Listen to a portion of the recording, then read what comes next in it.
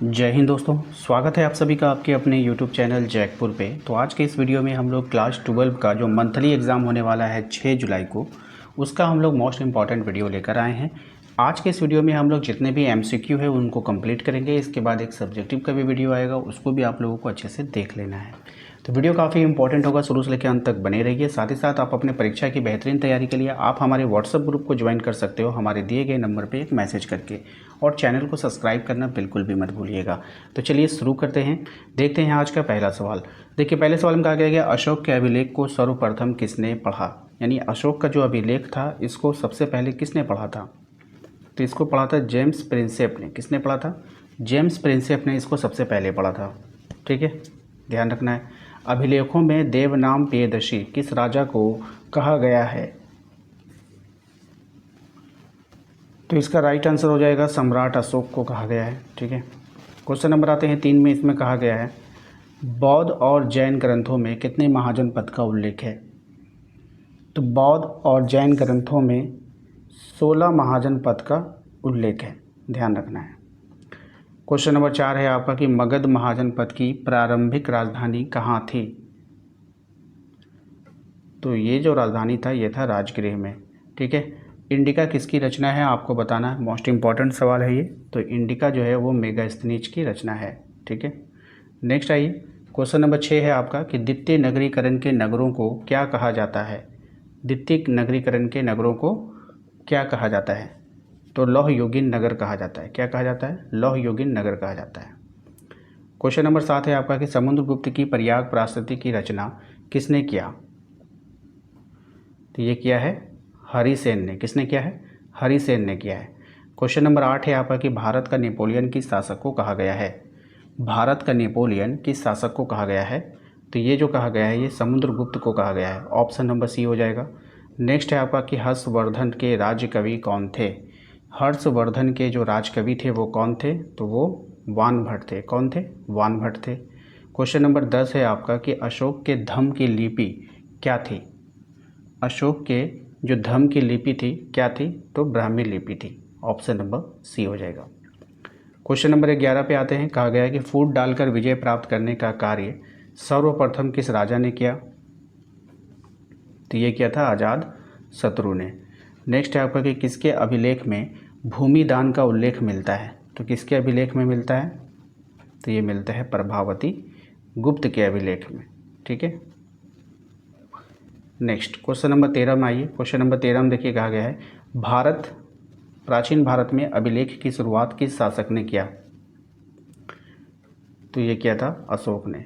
मुद्रा राक्षस का लेखक जो है वो कौन है, या मुद्रा राक्षस की जो रचना है वो किसने किया है आपको बतानी है। तो इसके जो लेखक हैं वो है विशाख दत्त।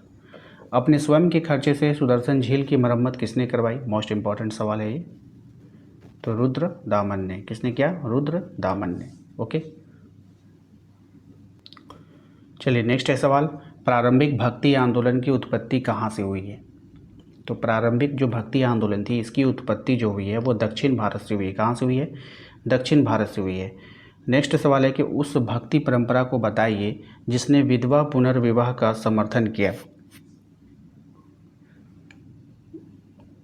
तो राइट आंसर हो जाएगा आपका लिंगायत। ऑप्शन नंबर बी हो जाएगा। पद्मावत की रचना जो है वो क्या है, माने ये किसकी है ये आपको बतानी है। पद्मावत किसने लिखा है? तो मलिक मोहम्मद जैसी ने। ठीक है, ध्यान रखिएगा, अच्छा सवाल है। अमूर्त निराकार ईश्वर की उपासना करने वाले भक्तों को कहते हैं, क्या कहते हैं उसको ये बताना है आपको। तो उसको हम लोग बोलेंगे निर्गुण। क्या बोलेंगे? निर्गुण बोलेंगे। अगले सवाल पे आते हैं। हमारा अगला सवाल है कि प्राचीनतम भक्ति आंदोलन का नेतृत्व किसने किया था? तो प्राचीनतम भक्ति आंदोलन का नेतृत्व अलवर और नयनार ने किया था। ठीक है, गुरु नानक का जन्म कहाँ पे हुआ है या कब हुआ है ये आपको बताना है। तो गुरु नानक का जो जन्म हुआ था वो हुआ है आपका 1469 में। ठीक है, विट्ठल को भगवान के किस अवतार के रूप में जाना जाता है? तो ये विट्ठल जो था इसको भगवान के विष्णु के अवतार के रूप में जाना जाता है। अलवरों के द्वारा रचित प्रमुख संकलन था, कौन सा संकलन था ये आपको बताना है। तो ये होगा नलियारा द्विप्रबंधम। ठीक है, ऑप्शन नंबर ए हो जाएगा। पीर का अर्थ जो होता है वो क्या होता है ये बतानी है आपको। तो पीर का जो अर्थ होता है वो गुरु होता है। ऑप्शन नंबर बी होगा। क्वेश्चन नंबर 10 पे आते हैं। कह रहा है कि गैर मुसलमानों को कौन सा धार्मिक कर देना पड़ता था, यानी कि जो मुसलमान नहीं थे उनको कौन सा धार्मिक कर देना पड़ता था, तो जजिया देना पड़ता था। ठीक है। शेख मोइनुद्दीन चिश्ती का जो दरगाह है वो कहाँ पर है, आपको बतानी है। तो इसकी जो दरगाह है वो कहाँ पर है, अजमेर में। कहाँ पर है, अजमेर में है। नेक्स्ट आते हैं अगले सवाल पे। हमारा अगला सवाल है कि शेख निज़ामुद्दीन औलिया का जो दरगाह है वो कहाँ पर है। तो शेख निज़ामुद्दीन औलिया का जो दरगाह है वो दिल्ली में है। ठीक है। कबीर के दोहे कहाँ संकलित हैं, ये बतानी है आपको। तो कबीर के जो दोहे हैं वो बीजक में है। बीजक क्या है, एक ग्रंथ है, एक पुस्तक है। ठीक है। क्वेश्चन नंबर आते हैं हम लोग 14 में। इसमें कहा गया कि असम में भक्ति आंदोलन का प्रचार प्रसार किसने किया। तो असम में भक्ति आंदोलन का जो प्रचार प्रसार किया वो शंकर देव ने किया। किसने किया, शंकर देव ने किया। नेक्स्ट है आपका कि मीराबाई का संबंध किस राज्य से था। तो मीराबाई का जो संबंध था वो राजस्थान राज्य से था। ऑप्शन नंबर सी हो जाएगा। नेक्स्ट सवाल है कि 1857 के विद्रोह के समय भारत का जो गवर्नर जनरल था वो कौन था। तो उस समय जो भारत का गवर्नर जनरल था वो था लॉर्ड कैनिंग। ठीक है। 1857 का विद्रोह कब आरंभ हुआ, ये आपको बतानी है। तो ये जो विद्रोह आरंभ हुआ था 10 मई 1857 को हुआ था। 1857 के विद्रोह का प्रमुख कारण आपको बताना है कि कौन इसका जो है प्रमुख कारण था। तो चर्बी वाला कारतूस का प्रयोग। 1857 के विद्रोह में शहीद होने वाला पहला व्यक्ति कौन था। तो 1857 की जो क्रांति में जो सबसे पहला व्यक्ति शहीद हुआ वो था मंगल पांडे। कौन था, मंगल पांडे। नेक्स्ट है क्वेश्चन नंबर 5 है। 1857 के विद्रोह का नेतृत्व किसने किया। तो इसका नेतृत्व किया था बहादुर शाह जफर ने। किसने किया था, बहादुर शाह जफर ने। मंगल पांडे को फांसी कब दे दी गई। तो मंगल पांडे को जो फांसी दी गई थी वो दी गई थी 8 अप्रैल 1857 को। द ग्रेट रिवॉल्ट नामक पुस्तक किसने लिखी है। तो द ग्रेट रिवॉल्ट नामक पुस्तक को लिखा है अशोक मेहता ने। किसने लिखा है, अशोक मेहता ने।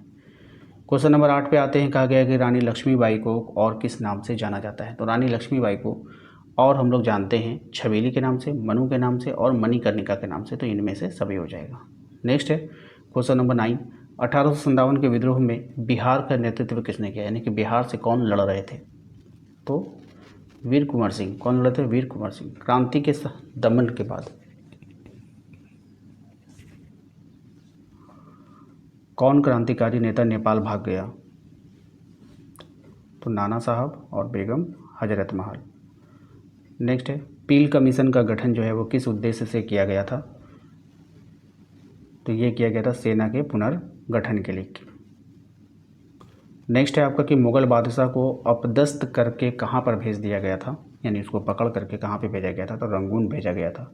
रानी लक्ष्मीबाई किस स्थान से विद्रोह का नेतृत्व कर रही थी। तो रानी लक्ष्मीबाई झांसी से विद्रोह का नेतृत्व कर रही थी।